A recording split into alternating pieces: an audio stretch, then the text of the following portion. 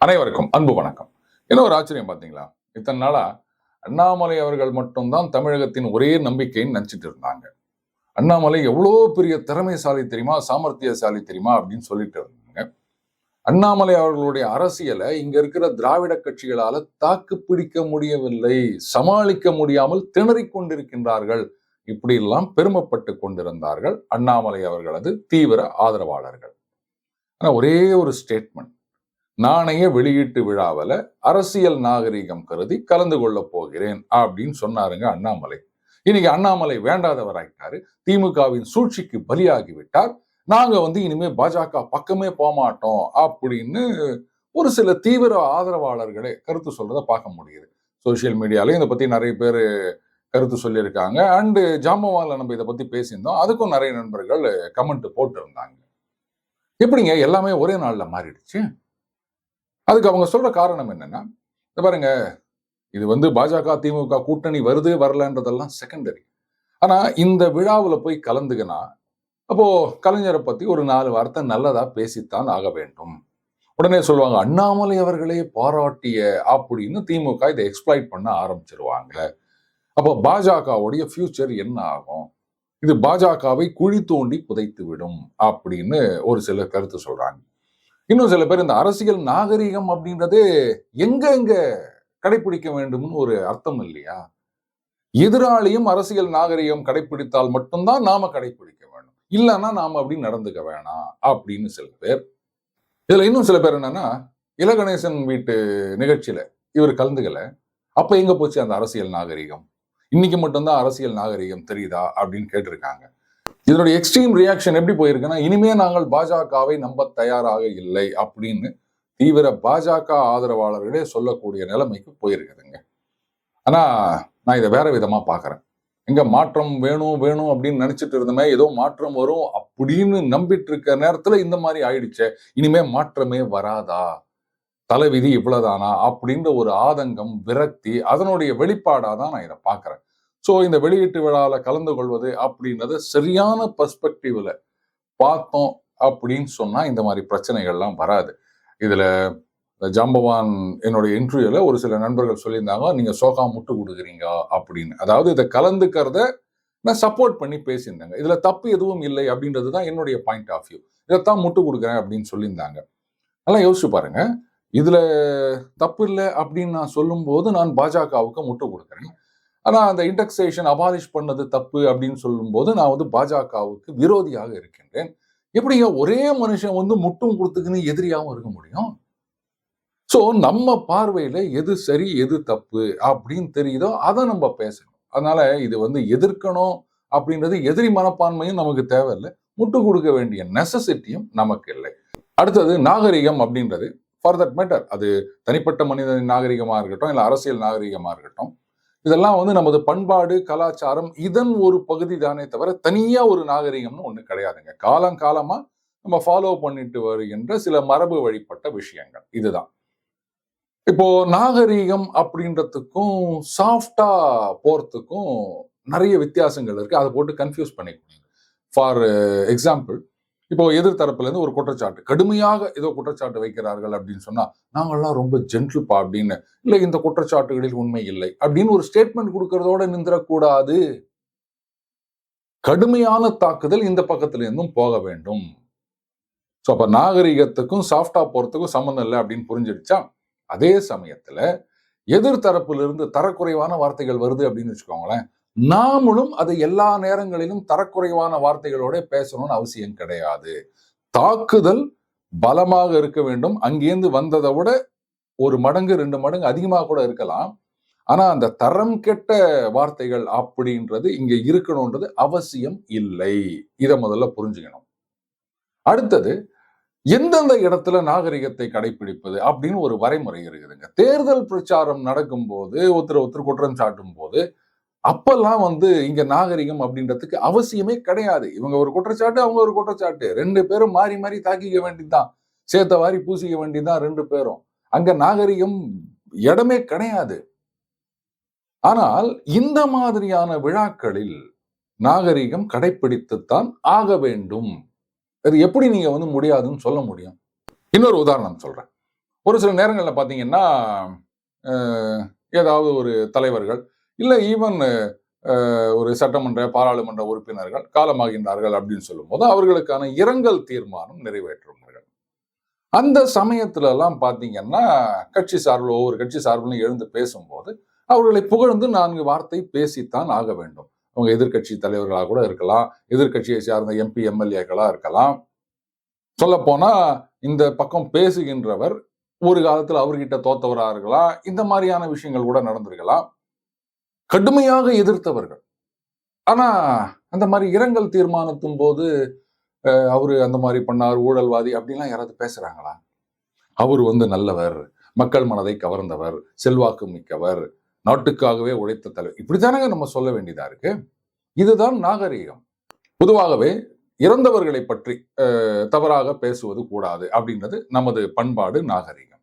ஆனா எல்லா நேரத்திலையும் அதை நம்ம ஃபாலோ பண்ணணும்னு அவசியம் கிடையாது. உதாரணத்துக்கு அது ஒரு அரசியல் தலைவராக இருக்கட்டும், இல்லை வேற யாரா ஒன்னா கூட இருக்கலாம். அவங்களுடைய நினைவு நாள், இறந்த பிறகு நான் சொல்றது பிறந்த நாள், இதுலெல்லாம் பார்த்தீங்கன்னா அவர்களை நினைவு கூறும் விதமாக அவர் இவ்வளவு நல்லது பண்ணுகிறார், இது பண்ணுகிறார், இப்படித்தான் நம்ம சொல்லுவோம்.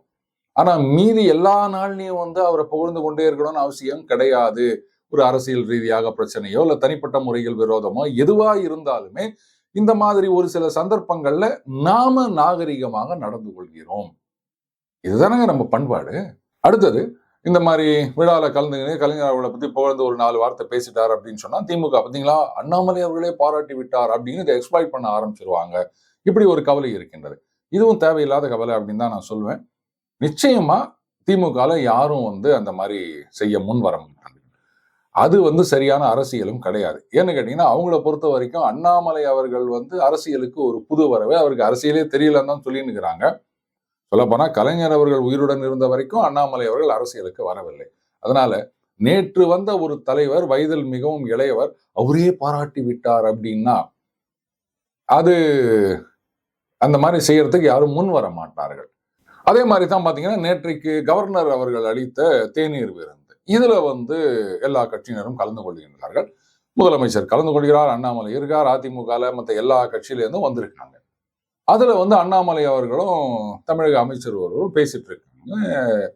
இதையெல்லாம் அதுக்கப்புறம் கவர்னர், முதலமைச்சர் இவங்க உட்கார்ந்து பேசுறது, இந்த மாதிரி போட்டோவெல்லாம் ஷேர் பண்ணி பாத்தீங்களா பாஜக திமுக ஒன்றாகி விட்டது, இது வந்து என்டிஏ கிடையாது UPA 3 அப்படின்லாம் வந்து சில பேர் கமெண்ட் போட்டுட்டு இருக்காங்க.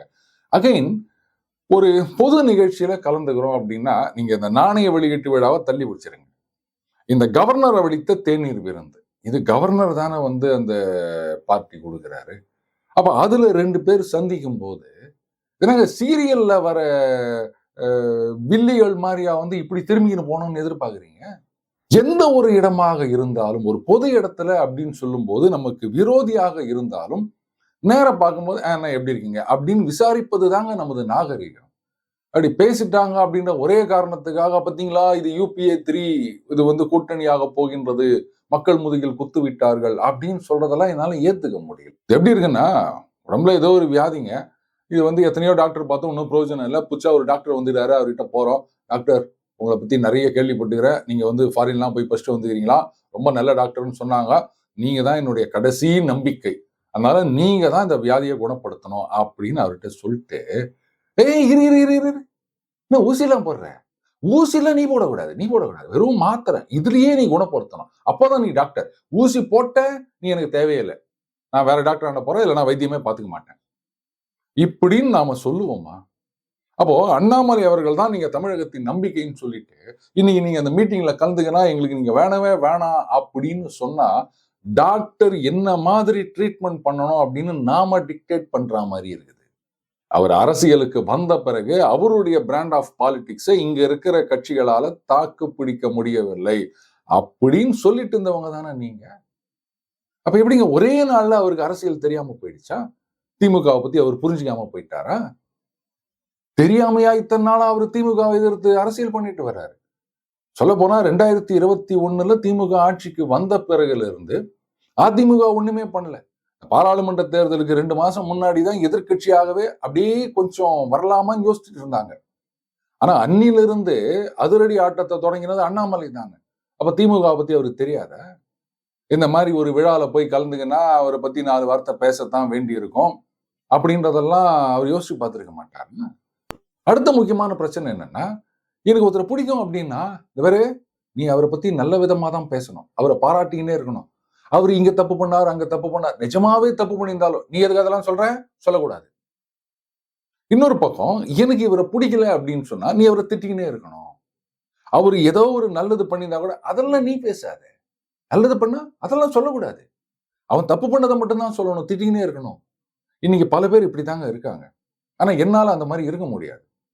யாராக இருந்தாலும் நல்லது பண்ணாங்க அப்படின்னு நான் நினைச்சேன்னா அதை நிச்சயமா பாராட்டுவேன். தப்பு பண்ணாங்க அப்படின்னு எனக்கு தெரிஞ்சதுன்னா அதை நான் நிச்சயமா சுட்டி காமிப்பேன். அதுக்காக வேண்டியவர் வேண்டாதவர் அப்படின்னு பாரபட்சம் பார்த்து பாராட்டிக்கினே இருக்கணும், திட்டிக்கினே இருக்கணும்னா அது சரி கிடையாதுங்க. நாம இந்த மாதிரி பார்க்கறதுனால தான் இந்த நாணய வெளியீட்டு விழாவில் கலந்துகிறது அப்படின்றது தவறாக தெரிகின்றது. புரியுதுங்களா? பிராக்டிக்கல் பாலிடிக்ஸ் அப்படின்றது என்டையர்லி டிஃப்ரெண்ட் பால் கேம். நீங்க சொல்லலாம், சார் அரசியல் நாகரிகம் அப்படின்றது ஐடியலிசம் தானே, இதுல எங்க பிராக்டிக்கல் வந்தது அப்படின்னு. அண்ணாமலை அவர்கள் பேசினது ஐடியலிசம் கிடையாது, அதுதான் பிராக்டிக்கல் பாலிடிக்ஸ். உங்களுக்கு எல்லாம் ஞாபகம் இருக்கும்னு நினைக்கிறேன். சோ அவர்கள் அடிக்கடி ஒண்ணு சொல்வாரு. அதாவது இந்த வட இந்தியாவில இருந்து தலைவர்கள் வரும்போது அந்தந்த மாநிலத்துல, உதாரணத்துக்கு தமிழகத்துல வந்தா தமிழ்ல 2 வார்த்தை பேசுறது, இதெல்லாம் மக்களை ஏமாற்றும் வேலை அப்படின்னு சொல்லுவார். ஞாபகம் இருக்கா?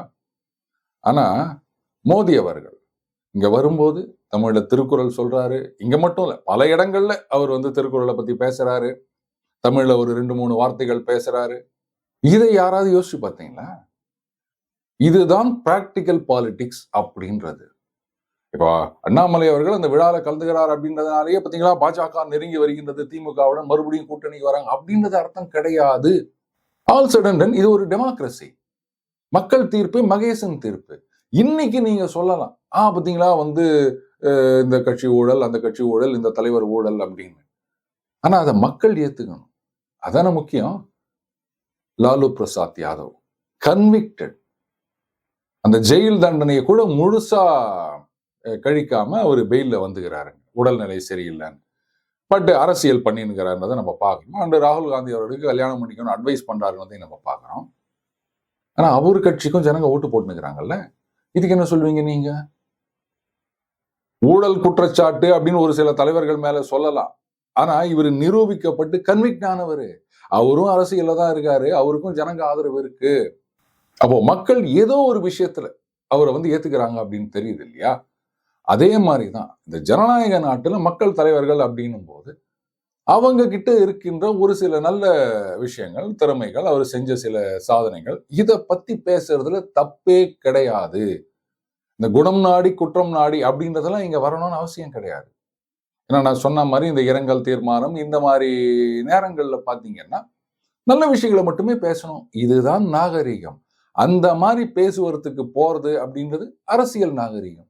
அகைன் இது எத்தனை பேர் ஒத்துப்பீங்க அப்படின்னு எனக்கு தெரியாதுங்க.